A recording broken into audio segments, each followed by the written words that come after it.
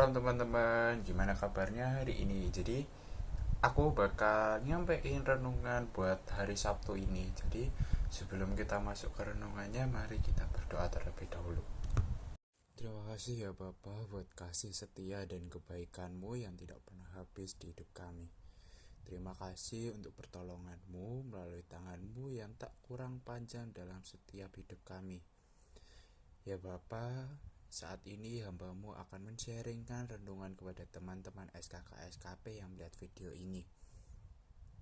Tolong urapi setiap kami sehingga hamba boleh men-sharingkan renungan dengan baik seturut firman-Mu, dan teman-teman pun boleh merasa terberkati. Hamba sendiri jauh dari kata sempurna ya Tuhan untuk memberitakan kebaikan-Mu. Maka dari itu tolong berikanlah hamba hikmat agar tetap seturut kehendak-Mu dan jalan-Mu. Terima kasih ya Tuhan, hanya di dalam nama-Mu kami telah berdoa dan akan mendengarkan renungan-Mu. Amin. Halo, jadi tema renungan hari ini itu adalah buah relasi yang baik. Bacaannya sendiri aku ambil dari 2 Tawarik pasal yang kedua. Nah, jadi secara singkatnya pada perikop ini itu tuh menceritakan tentang Salomo yang ingin membangun sebuah bait Allah dan juga membangun sebuah istana kerajaan. Tetapi menariknya itu Salomo itu enggak membangun dengan dirinya sendiri saja, tapi juga mengajak kerjasama dengan raja dari kerajaan lain dan rajanya yang bernama Huram. Nah, kerajaan Salomo dan kerajaan Huram sendiri itu sudah punya relasi yang cukup baik dari zaman Daud. Nah, tapi keunikan dari Huram sendiri itu adalah Huram itu bukan cuma ikut dalam pembangunan juga, tapi dia itu ikut kayak bersyukur kepada Tuhan tentang untuk pemerintahannya pada zaman Salomo, dan juga dia tuh kayak benar-benar menaikkan rasa pujiannya itu yang besar gitu loh ke Tuhan. Dan jadi kenapa aku ambil tema ini dan apa hubungannya tentang Salomo dan Huram ini? Jadi kan di dalam kehidupan ini Tuhan itu kayak mempertemukan kita dengan berbagai macam orang, dengan berbagai kepribadian. Nah, setiap orang yang kita kenal itu kan punya kepribadian yang berbeda-beda, dan itu tuh jadi ciri khas untuk orang tersebut. Nah, jadi Tuhan itu menciptakan kita untuk saling melengkapi, dan itulah kenapa muncul suatu sebutan kalau manusia itu nggak bisa hidup sendiri dan manusia itu hidup untuk saling bersatu gitu loh.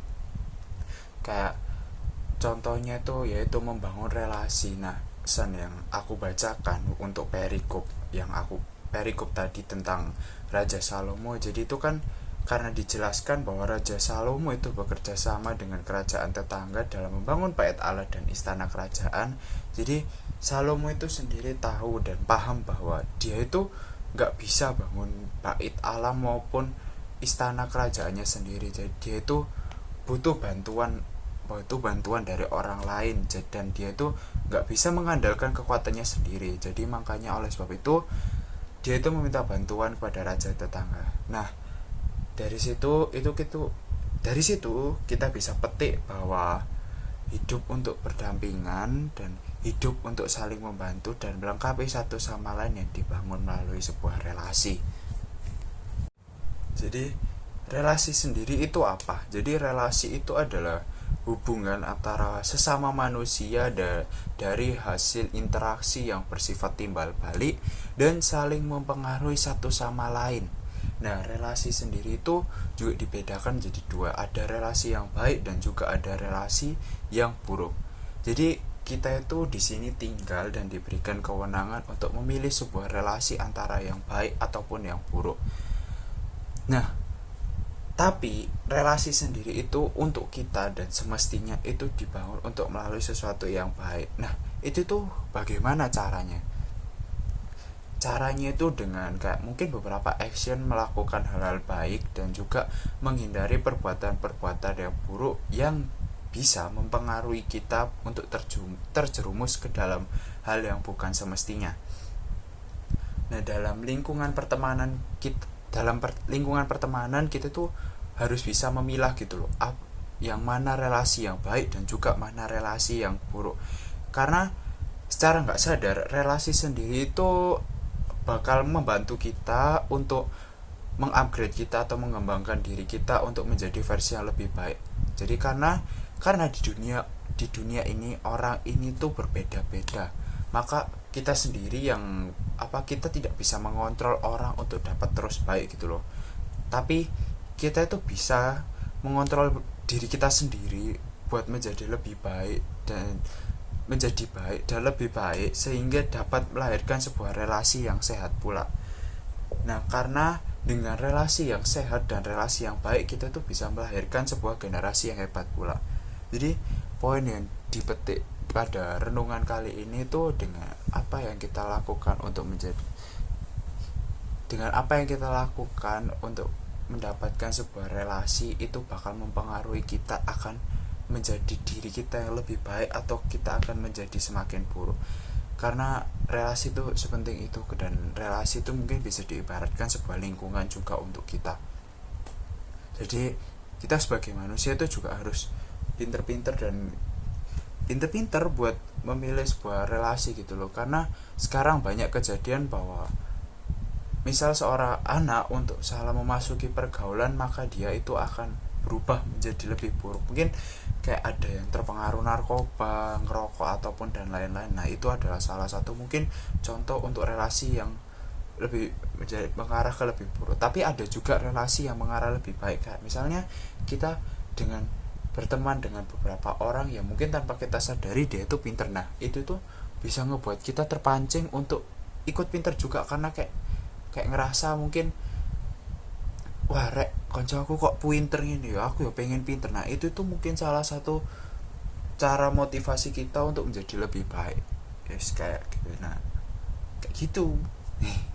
Nah, mungkin untuk mengakhiri renungan pada kali ini aku bakal pimpin doa penutup. Oke. Ya Tuhan Yesus yang Maha Baik, terima kasih karena kami semua boleh mendengarkan renungan-Mu yang telah disampaikan oleh hamba mengenai buah relasi yang baik. Kiranya ya Tuhan, setiap kami boleh Kau urapi agar dapat menjadi pribadi yang lebih baik dan dapat berelasi dengan baik melalui sesama kami. Ajarilah kami untuk dapat menjadi kawan yang baik, kawan yang dapat menjadi teladan, dan hindarkanlah kami semua dari segala perkumpulan yang toksik. Ajari kami ya Tuhan untuk dapat mengasihi dan mampu mengampuni sesama. Berkatilah sesama kami ya Tuhan. Kiranya siapapun yang mendengarkan video ini adalah orang-orang yang mampu menjadi kawan dan berelasi dengan baik melalui sesamanya. Tuhan, tolong bantu kami untuk dapat memprioritaskan apa yang seharusnya diprioritaskan dalam hidup. Terima kasih Tuhan Yesus. Inilah segenap doa dan permohonan kami. Hanya kami naikkan, hanya dalam nama Tuhan Yesus Kristus kami telah berdoa dan mengucap syukur. Haleluya. Amin.